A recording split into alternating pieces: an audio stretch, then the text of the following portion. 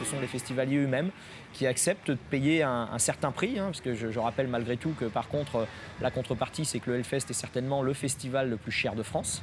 Mais voilà, on a la chance de s'adresser à un public de passionnés qui donc n'hésitent pas à payer un certain prix pour pouvoir avoir l'opportunité de voir de gros artistes sur leur affiche.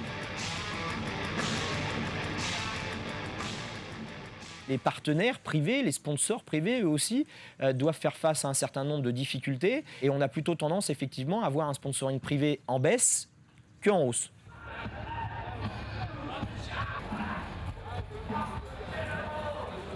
Alors nous, on travaille dessus depuis maintenant 5-6 ans. Un club des supporters a été monté. Un club des supporters où les entreprises locales essentiellement peuvent adhérer.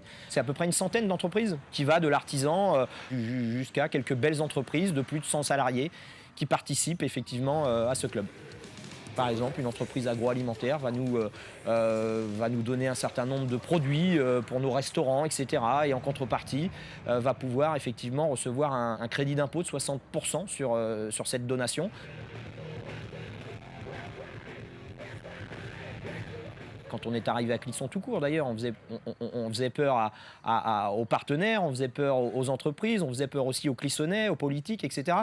Maintenant que le festival a acquis un certain nombre de lettres de noblesse, entre guillemets, il est plus facile pour nous d'aller convaincre. Et aujourd'hui, ce festival, plus qu'un festival d'ailleurs de hard rock ou de métal à Clisson, c'est devenu effectivement une aventure humaine extraordinaire où les entreprises, même si elles ne sont pas forcément intéressées par le projet artistique que ça représente, sont intéressées par contre à être acteurs de cet événement qui est devenu un formidable lien social, entre guillemets,